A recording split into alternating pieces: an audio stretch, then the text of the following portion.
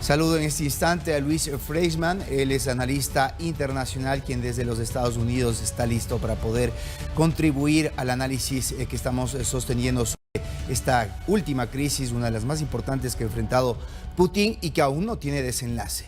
Luis, muy buenas tardes, gracias por tu presencia. Te saluda César García desde los estudios de Quito, Ecuador. Hola César, un placer estar aquí contigo. Bueno, para poder dejar de lado todo lo que se ha venido hablando ya en el análisis, quisiera ir hacia enfrente.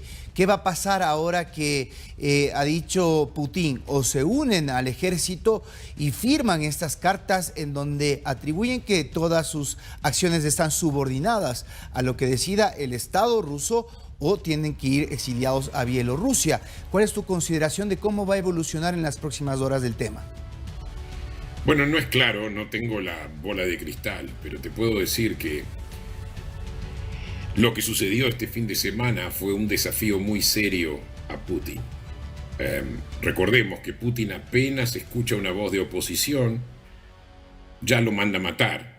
O sea, hubo en algunos casos, algunos sobrevivieron, como algunos oligarcas, alguien como Navalny, por ejemplo, pero mayormente no, o sea que estamos hablando de un serio desafío porque también esto refleja la imagen de Putin en el exterior y particularmente cuando se está librando una batalla en Ucrania. Los medios de comunicación en Estados Unidos y en el occidente están diciendo de que esto simplemente es una primera etapa, de que Putin en este momento está debilitado, que hay un resquebrajamiento del régimen, e imagen cuenta. Entonces yo pienso de que esta gente no está a salvo y principalmente Prigozhin, el jefe del grupo Wagner. ¿Por qué? Porque tal humillación no va a ser perdonada por Putin. Y si Prigozhin decide exiliarse, en Bielorrusia, que aparentemente ya está ahí, no es claro exactamente de dónde habló. Bielorrusia hoy en día es una colonia, es una colonia rusa prácticamente, y el presidente de Bielorrusia es prácticamente un títere de Putin, o sea, ni siquiera pestañea sin pedirle permiso a Putin. O sea que él está muy vulnerable a que lo puedan liquidar, a que lo puedan eliminar directamente.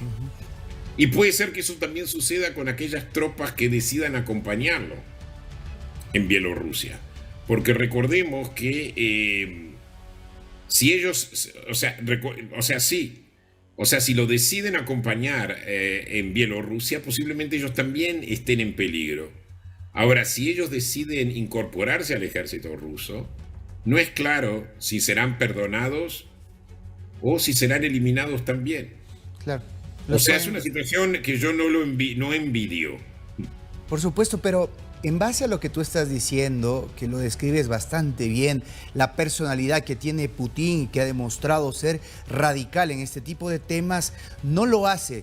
Por una parte, me imagino que debe ser por estrategia geopolítica, para que no haya ese derramamiento en territorio ruso y se evidencie más de este quebrantamiento. Y por otra parte, seguramente Prigozhin, al atreverse a hacer algo así, seguramente tiene información o tiene un nivel de poder bastante importante que hasta ahora desconocíamos para poder tomar esa ruta directa y llegar a 200 kilómetros de Moscú. Bueno, según lo que él dice, él intentaba, digamos, protestar. Y lo que intentaba era simplemente llevar a la renuncia del ministro de Defensa, Yogi, ¿verdad? Ahora, por otro lado, una persona que toma esos riesgos, recordemos, Prigozhin no es una persona con ningún entrenamiento militar. Como bien tú lo dijiste en tu introducción, él viene de vender del crimen, de vender salchichas, después de ser un caterer, ¿verdad? Una persona que provee servicios culinarios, a pasar a ser un jefe de una organización paramilitar que es bastante sofisticada, porque hay también ahí negocios ilegales, hay muchísimas cosas, muchísimos elementos que el grupo Wagner.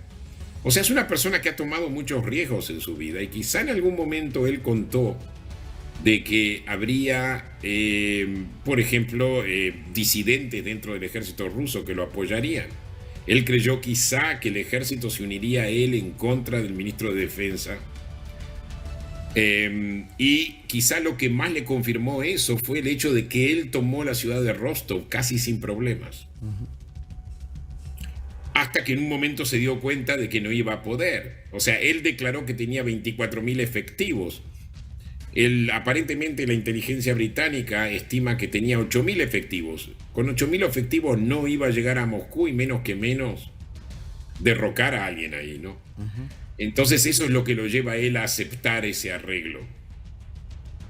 Muy bien, ahora Luis, ¿qué es lo que pasará militarmente en la zona de Bakhmut? Recordando que estamos a la par en una contraofensiva ucraniana. Occidente de alguna forma está tratando con pinzas, analizando lo que está suscitándose en Rusia, pero tú ya lo decías.